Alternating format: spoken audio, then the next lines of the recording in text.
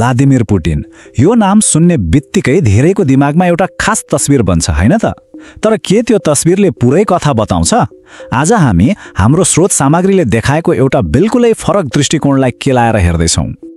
हो, धेरैजसो मिडियाले पुटिनलाई एउटै नजरले हेर्न लगाउँछन् कि उनी एक खलनायक हुन्। तर के यतिले मात्रै पुरै कथा भन्छ त?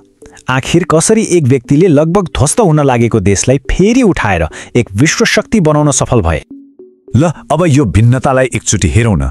एकातिर छ सन् 1999 को रुस, पतनको मुखमा पुगेको, 40 अर्ब डलरको ऋणमा डुबेको र हरेक 3 जना मध्ये 1 जना गरिबीको रेखामुनि।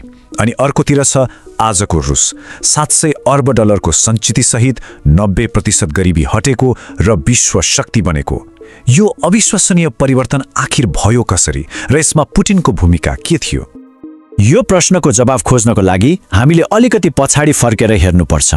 पुटिनलाई बुझ्नुभन्दा पहिले उनले कस्तो अस्तव्यस्त अवस्था विरासतमा पाएका थिए त्यो बुझ्न एकदमै जरुरी छ। पुटिन आफैले भनेका थिए सोभियत सङ्घको पतन 20औं शताब्दीको सबैभन्दा ठूलो भूराजनीतिक महाविपत्ति थियो। सोच्नुहोस् त, सन् 1991 मा एउटा सिङ्गो महाशक्ति 15वटा देशमा टुक्रिनु, यो कुनै पनि देशको लागि एउटा ठूलो राष्ट्रिय आघात थियो। त्यो समयलाई रुसमा वाइल्ड 90s अर्थात् जङ्गली 90को दशक भनेर चिनिन्छ। अवस्था कस्तो थियो भने राष्ट्रपति येल्त्सिनलाई पश्चिमाहरूको कमजोर कठपुतली मानिन्थ्यो। केही शक्तिशाली धनाढ्यहरू जसलाई ओलिगार्क्स भनिन्छ, उनीहरूको बोलबाला थियो। देशको मुद्राको मूल्य ह्वात्तै घट्यो र चारैतिर गरिबी र सामाजिक अराजकता फैलियो। देश पुरै घुँडा टेकेको अवस्थामा थियो।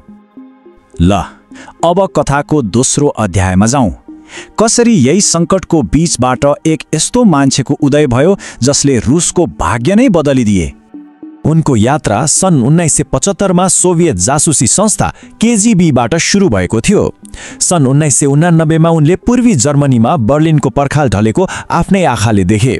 अनि 1991 मा सोभियत सङ्घको पतनपछि उनी राजनीतिमा आए र 1999 मा प्रधानमन्त्री बने र अन्तमा डिसेम्बर 31, 1999 को दिन उनी रुसको राष्ट्रपति बने। 1999 मा मस्कोमा भएको बम विस्फोटपछि उनले दिएको यो एउटा बयानले उनको छवि नै परिवर्तन गरिदियो। हामी उनीहरूलाई जताततै लखेट्नेछौँ, शौचालयमा भेटे पनि त्यही सिध्याइदिन्छौँ।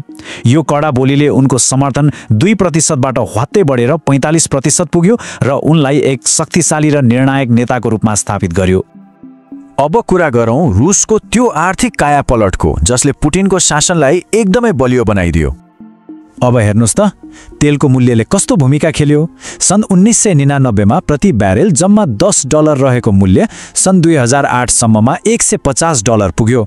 $10बाट सिधै $150, यो त पैसाको वर्षा नै भयो नि। र यही पैसाले रुसको पुनरुत्थानको लागि इन्धनको काम गर्यो, जसलाई पुटिन सरकारले चालाकीपूर्वक प्रयोग गर्यो।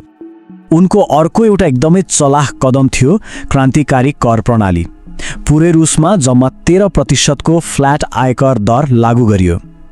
यसले गर्दा के भयो भन्दा कर प्रणाली एकदमै सरल भयो, व्यापार गर्न सजिलो भयो र देशमा लगानी पनि बढ्यो। अब यसको असर आम मानिसको जीवनमा कस्तो पर्यो त? सन् 1989 देखि 2008 को बीचमा एक औसत रुसी नागरिकको खर्च गर्न सक्ने आम्दानी झन्डै 3 गुणाले बढ्यो।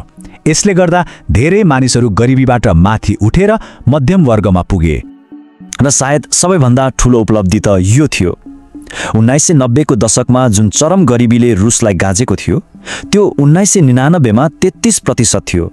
तर आज त्यो घटेर लगभग 3% मा झरेको छ। यो साँच्चीकै नै ठूलो परिवर्तन हो। तर यो जुन स्थिरता र व्यवस्था आयो नि, यसको लागि एउटा मूल्य चुकाउनु परेको थियो।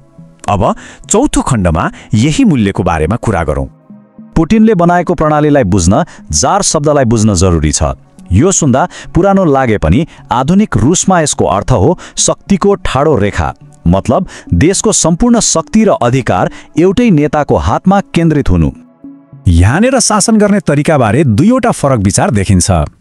एकातिर छ पश्चिमी लोकतन्त्र, जसले व्यक्तिगत स्वतन्त्रतालाई महत्त्व दिन्छ तर कहिलेकाहीँ देशमा विभाजन ल्याउन र सुधारलाई ढिलो गर्न सक्छ।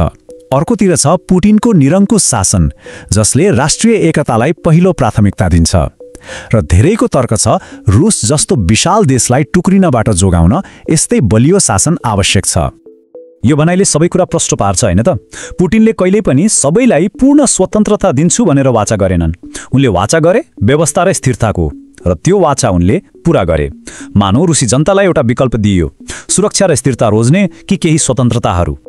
ल, अब यो पुरै कथाको अन्त्यमा हामीले के सिक्न सक्छौं त?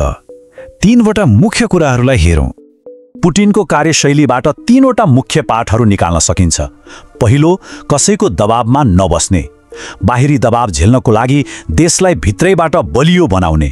दोस्रो, अर्थतन्त्र नै सबैभन्दा महत्त्वपूर्ण हो, आर्थिक स्थिरता भयो भने मात्र जनताको समर्थन पाइन्छ। र तेस्रो, हरेक प्रणालीमाथि प्रश्न उठाउने, शासन व्यवस्था आफ्नो देशको अवस्था र आवश्यकता अनुसार बनाउनु पर्छ। र जाँदा जाँदै एउटा गहिरो प्रश्न सोच्नको लागि छोडेर जान्छु। म्याकियाभेलीले भनेका थिए, यदि माया र डर दुवै पाउन सकिँदैन भने माया पाउनुभन्दा डरको पात्र बन्नु नै राम्रो हो। यो प्रश्नले शक्ति, नेतृत्व र त्यसले चुकाउनुपर्ने मूल्यको बारेमा सोच्न बाध्य बनाउँछ।